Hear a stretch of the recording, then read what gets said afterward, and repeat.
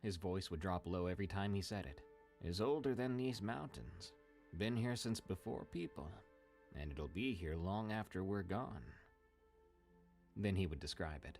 Something between a bear and a wolf, he said, but larger than either, with a scream that could freeze your blood cold. According to Grandpa, the howler only came out on nights when the moon was new and the sky was at its darkest. "You'll know by its call," he'd say. "Not like any natural thing you've ever heard. If you're ever outside at night and you hear the howler, you listen close. As long as it's howling, you're safe. But when the howling stops..." Here he would always pause, making sure my eyes were wide. "If the howling stops, it means it's found you." As a kid, I loved that story. Sent shivers down my spine in the best way, like a good ghost story around a campfire. But there was something odd about the way Grandpa told it. Something in his eyes that didn't always match the playful tone in his voice. And I noticed early on that both my grandparents acted differently when the moon was gone from the sky. They were careful people by nature. Had to be, living so far out with no close neighbors, and suddenly having a little girl to look after. But on new moon nights, I swear, they were downright skittish. Grandma would check the locks 2 or 3 times. Grandpa would bring in extra firewood, more than we'd need for the night. And they were strict about me being inside before sunset on those nights. Not just inside though, but doors locked, curtains drawn. "No sense taking chances," Grandma would say if I complained. That was always her answer when I asked why. No sense taking chances. I was 8 years old the first time I heard the howler myself. It was late October, just before Halloween. Perfect. The nights were getting longer and there was a bite in the air that meant winter wasn't far behind. I'd been in bed for about an hour, not quite asleep yet, just watching the shadows from my nightlight dance across the ceiling. At first, I thought it was the wind. We got pretty fierce winds in the fall sometimes, the kind that found every crack in our old house and moaned through them like a ghost. But this started low, almost too quiet to hear, then built up until it seemed to fill up the whole night. It wasn't like a wolf or coyote howl, so if that's what you're imagining, get it right out of your head. Those sounds I knew from living in the mountains. But this was very, very different. It was rough and hoarse, like something with damaged vocal cords trying to make noise. The sound went up and down in a pattern that almost seemed like words that I couldn't understand. The sound sent goosebumps racing across my skin, and I was up and out of that bed before I even realized I'd moved, running for my grandparents' room. I found them both already awake. Grandma was sitting on the edge of her bed, pulling on her robe. Grandpa was at the window, peering out through a crack in the curtains. "Hush," Grandma said, the moment I came around the corner, before I had a chance to open my mouth. She held out her arms and I ran into them, burying my face against her shoulder. "Is that?" I started to ask. "Don't you worry about it," she said, smoothing my hair. "Everything's gonna be fine." But I could feel how tense she was, and when I looked up at Grandpa, I saw something I'd never seen on his face before. He was scared. He stepped away from the window and knelt down in front of me, putting his hands on my shoulders. "I'm gonna go sit in the living room for a spell," he said. "You stay here with Grandma, you hear?" I nodded, and he kissed the top of my head before leaving the room. A minute later, he was back with his shotgun, the old double barrel that normally hung over the fireplace, something I thought was more of a decoration than a weapon most days. It wasn't the gun he hunted with. Grandma kept me in their bedroom, and we spent the night in there. She read stories and we played Yahtzee while the howling went on outside. Bless her heart, she tried her best to act normal for me, tried to pretend we were just having a fun night. But she kept glancing at the window, and she jumped every time the howling got particularly loud. I remember thinking that it didn't sound like it was coming from any one place. Sometimes it sounded close, right outside the walls even. Other times it sounded distant, far up on the ridge. But it never fully stopped. Not until the sky began to lighten up with the first hint of dawn. The next morning, Grandpa was asleep in his armchair, shotgun across his lap. Grandma made pancakes for breakfast, like it was a special occasion, and neither of them mentioned the sounds from the night before. When I tried to bring it up, Grandma just said, "Dear, some things we don't need to talk about in the light of day." After that, I always paid attention to the phases of the moon, always knew when the new moon was coming, and I always made sure I was inside before dark on those nights. Fast forward several years. I was 13 years old, awkwardly between child and teenager. Grandpa had passed away 2 years earlier. A stroke took him. Sorry if I get this wrong, but I think some sort of insurance claim or life insurance thing from the old mining job gave Grandma just enough money to pay off the house. And from there on, she was getting Social Security and using what little savings she had to live on. Since Grandpa's passing, we didn't hear the howler. Hadn't even talked about it. Part of me was starting to think it was just a story after all. Something to keep me from wandering too far into the woods at night. The rational part of my brain said those howls had probably been some animal. A mountain lion, maybe. Could have been a bear. And Grandpa's stories had just made them seem more mysterious than they were. It was spring break, mid-April. My friend Tammy was staying over for the weekend. Tammy lived in town, in one of those cookie-cutter houses with neighbors close enough to borrow sugar without leaving your yard. She loved coming out to our place, said it felt like a real adventure. We'd spent the day exploring the woods behind our house. We were deep in conversation about Dylan, a guy in class who we both had a massive crush on. Tammy was convinced he liked me. I was sure he was into her, though, and we went back and forth, debating about stuff like that for hours. It wasn't until I noticed the light changing, the shadows getting longer, that I realized how late it had gotten. We should head back," I said, standing up and brushing dirt off my jeans. Tammy looked up, squinting at the sky visible through the tree canopy. "It's not that late.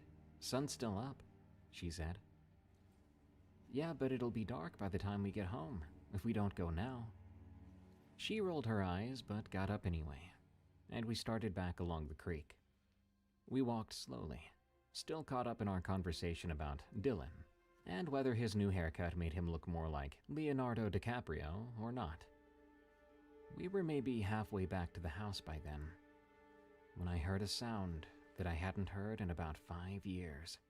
A sound I recognized instantly. Low and gravelly at first, then rising into something that made the hair on the back of my neck stand up. I stopped right in my tracks. My pulse raced. "What's wrong?" Tammy asked. The howling came again. I remember the way she cocked her head around, listening to it. "What is that? Sounds like a big cat." "Tammy, we need to run," I said, and I grabbed her by the arm. "Like right now, we need to get back to the house." Tammy laughed and shook my hand away. "Are you serious? It's just some animal. Probably a cougar in heat." "That's not a cougar," I explained. But even as the words left my mouth, I started to feel a flicker of doubt. Maybe it was just a mountain lion. Maybe Grandpa's stories and my own childhood fears had turned a normal animal sound into something supernatural. The howling came once more. It was getting closer, and Tammy raised an eyebrow. "See? Just some horny cat," she said. And the way she said that, so confident, so dismissive, it made me feel stupid for being scared. "Yeah, maybe," I said, relaxing a little. "But still, we should get back. Grandma will be wondering where we are." We started to walk again, faster than before, but still not running. Part of me was still listening to the sound, trying to compare it to the memory I had. Was it really the same? Or had I just built it up in my mind over years? We were nearing the edge of the woods, maybe a quarter mile from home, when the howling stopped. I felt that silence, like it was actual weight on my back. At the same time, the woods got quiet. Just complete silence, where there should have been noise. "Tammy," I said quietly, "we need to run. Now." She must have heard something in my voice, because this time she wasn't arguing. We started to jog along the path, the fading light making it harder to see where we were putting our feet. We'd gone about 50 yards when something landed on the ground behind us, with a thud heavy enough to vibrate my bones. We froze, then slowly turned around. The path behind us was dark. The trees overhead blotted out what little light was left in the sky. But I could hear something breathing, deep and heavy breathing. "Run," I whispered, and this time Tammy didn't need any convincing. We tore down that path. I could hear something behind us moving faster than any person could run, and I knew we were in trouble. In moments we burst out of the tree line, and I could see my house in the distance, a warm yellow light glowing in the kitchen window. As we broke from the cover of the trees, a sound like a gunshot split the air. A bit of bark burst from a tree not 3 feet from where we stood. I screamed, thinking for a wild second that whatever was chasing us had some kind of weapon. But then I saw Grandma standing in the yard. She was holding and pointing Grandpa's shotgun. "Run!" she was screaming. "To the house! Now!" We ran like our lives depended on it, because in that moment I truly believed they did. We made it to the porch and Grandma was there, grabbing us and shoving us through the door. Then she slammed it behind us and threw the deadbolt. "What were you thinking?" she demanded. I can remember how pale her face was. Her hands were shaking as she leaned the shotgun against the wall. "Being out this late tonight of all nights." I'm sorry, I gasped. I was trying to catch my breath. "We lost track of time. I didn't realize it was a new moon." Grandma closed her eyes for a moment, took a deep breath. When she opened them again, she looked calmer. "You're safe now. That's what matters." Sorry. Tammy was looking between us, confused and still scared. "What's going on? What was that?" Grandma looked at her for a long moment, then sighed. "Come with me. Let's go sit somewhere more comfortable. I'll make some hot chocolate and we can talk." We ended up in Grandma's bedroom, just like that night years ago. Soon she brought in hot chocolate and cookies, and we were sitting on her bed while she took the rocking chair. "What your grandpa used to tell you about the howler," she said, looking at me. "It wasn't a story." "I know," I said quietly. "What howler?" Tammy asked. So I told her the story from memory, the way Grandpa had told it to me all those years ago, about how it only came out on the darkest nights, how its howl was a warning, and how silence meant danger. "That's what was out there?" Tammy asked when I finished. "That's what was chasing us?" Grandma nodded. "I've lived in these mountains my whole life, and I've only seen it twice. Once when I was about your age, and again tonight." "You saw it tonight?" I asked. "Just a glimpse," she said. "When you girls came out of the trees, I saw something right behind you.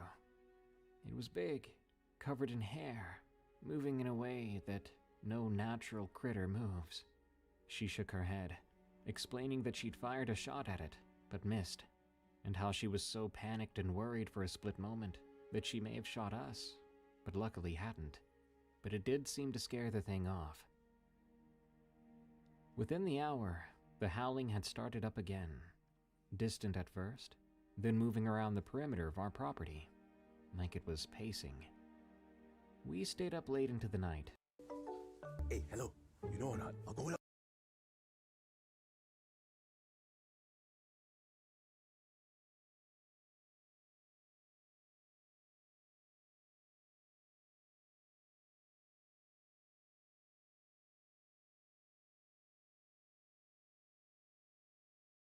playing Yahtzee, of course, and talking, trying to pretend we weren't listening to the sound. The next morning, Tammy's parents came to pick her up as planned. I was afraid she wouldn't want to come back after that, but as she was leaving, she leaned in and whispered, "That was the most exciting sleepover ever. Wait till I tell everyone at school." "Don't, they'll think we're crazy," I told her. She grinned. "It'll be our secret then. Besides, I definitely want to come back. Maybe not on a new moon, but I'll come back." After that night, Grandma established a new rule. No going outside after 4 p.m. on new moon days. No exceptions. I didn't question it. Even now, I find myself checking the moon phase before I make plans. Old habits die hard, I guess, but better than dying in the woods, you know? I got a job in the city after high school, and never found my way home for more than short visits. Whenever I do go back, I drive up that winding road to the house where I grew up, and I keep a good eye on the trees, whether it's day or night. Snollygaster from Earthshake Crew. My wife and I started hunting together back in 2010, a year after we got married. We're both from rural Virginia, grew up in families where hunting was just part of life. Every fall, we'd take a week off work and head into the Appalachian Mountains for deer season. We had a small cabin that we rented from an old guy named Earl. I think he liked us, as he charged us next to nothing, as long as we brought him some venison jerky when we came back the following year. A great guy. We had plenty of normal hunting trips over the years, some successful, but others not. But there were 2 trips, one in 2014 and the other in 2019, that I still can't explain. The first incident I'll talk about happened in November 2014. We'd been at the cabin for 3 days with no luck. Hadn't even seen a decent buck. On the 4th morning, we decided to try a new area, about 2 miles north of our usual spot. This part of the woods was different. It had older trees and thicker undergrowth, and was oddly peaceful. We'd been on our blind for about 3 hours, just after sunrise, when the air just sort of changed. It's the kind of thing that's hard to describe unless you've experienced it, but I think other hunters would know what I mean. Felt like the temperature dropped about 10 degrees in seconds, and there was a pressure in the air, like there was a storm a-brewin'. I remember looking at my wife and seeing she felt it too. I asked her if she thought we should head back, and she nodded. Just as we were packing up our gear, we heard a sound unlike anything I'd ever heard in those woods before. Not a deer or a bear or even a bobcat. It was high-pitched, reminded me of metal grinding against metal, and it echoed real well through the trees.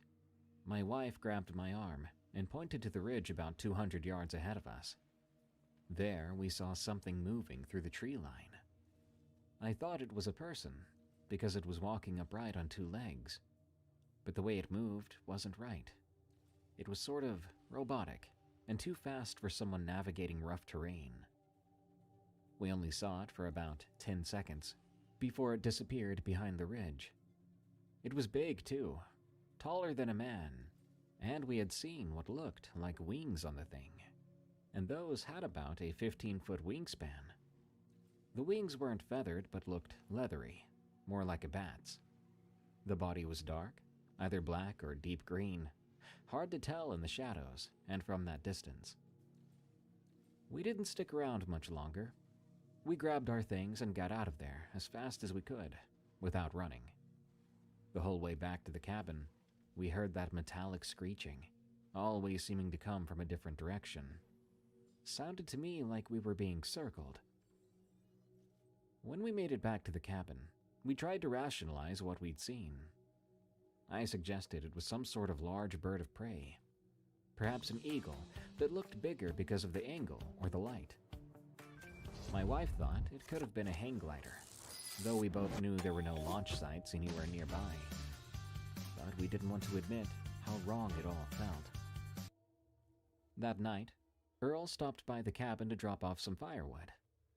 My wife brought up what we'd seen, trying to keep it casual. Earl got real quiet, then asking exactly where we'd seen it.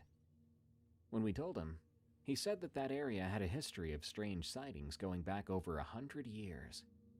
Local folks called a creature there the Snollygaster. According to him, it had been described as part reptile, part bird, with tentacles and sometimes metallic parts. I thought Earl was just messing with us, telling us an old folktale. But the way he described the sound it would make, that metal-on-metal screeching, it matched exactly what we'd heard. And he seemed genuinely concerned, advising us to stay away from that part of the woods, especially at dawn and dusk. We finished our trip without incident, sticking to the safer hunting grounds Earl recommended. We didn't see anything unusual there, nor for the remainder of that season. Eventually, we convinced ourselves it had been some kind of large bird. Maybe combined with stress and poor visibility, we'd amped it up in our heads to something scarier. 5 years passed. We went back to those same woods every season, but we avoided the northern area where we'd had our strange encounter. Part of me had mostly forgotten about it, filed it away as one of those weird experiences you can't explain but don't dwell on much. And then came November 2019. It was our last day of the trip, and we'd had a good season. 2 nice big bucks between us. We decided to head out early in the morning to try for one more before going home. We went to a spot about a mile east of the cabin, an area we knew well. The morning was foggy, and visibility was maybe 50 yards at most. We'd been in our blind for about an hour when we started to hear rustling from a thicket about 40 yards ahead. I raised my rifle, expecting to see a deer emerging from the brush. What stepped out was no deer. It was roughly the size of a black bear, but the resemblance ended there. It had a long neck, and what I first thought was its head looked more like a beak. Not like a bird's beak, mind you, but something harder, almost metallic in the way it reflected the little bit of sunlight cutting through the fog. The creature had 4 legs, thick and powerful looking, but they bent weird, more like a reptile's than a mammal's. The strangest feature was what appeared to be tentacles or thick tendrils extending from its shoulders of all things. There were 6 of them, constantly moving like they were tasting the air. My wife and I froze. We didn't speak, and we didn't move. We could barely breathe. The creature seemed unaware of us. And we were determined to keep with it. After what felt like a honestly, probably 30 seconds, we got same metal and heard a language fire. Softly, like it was talking to itself. But then it looked up sharply, directly toward our blind. I'm certain it couldn't see us. We were well concealed and downwind, but it seemed to sense something. My wife slowly raised her phone to try to take a picture. The movement was tiny, barely perceptible, but that creature reacted immediately. It reared up on hind legs, standing almost 8 feet tall at its tallest, and spread those wings. But they weren't like a bird's. They were more like a bat's or even a dragon's from a movie, leathery and ribbed. It screeched again, so loud it hurt my ears, then lunged forward into the fog. Thankfully not toward us, but parallel to our position. It moved incredibly fast, like it was gliding rather than running, and disappeared into the fog. We waited about 10 minutes, neither of us saying a word, before we decided to get back to the cabin. The whole way back, we kept scanning the trees and sky, expecting to see it again. But there was nothing. When we got back, my wife checked her phone, hoping she had managed to get a photo. But nope, she had never even clicked the button. Probably so scared, she'd forgotten whether she had or not. We packed up and left early, not even waiting to say goodbye to Earl. On the drive home, we finally talked about what we'd seen, agreeing that it did match the description of the Snollygaster from local legends, The mix of bird and reptile features, the metallic elements, the tentacles. My wife was fascinated by this the further away we got, so she did some research.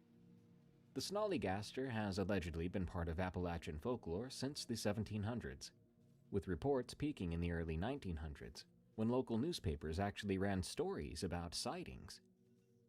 According to the legends, it has octopus-like tentacles, sharp teeth, and sometimes a metal beak, but it depends on who you ask. It's said to make a screaming metallic sound and will prey on livestock and people. Most accounts describe it as having leathery wings and a wingspan of up to 25 feet.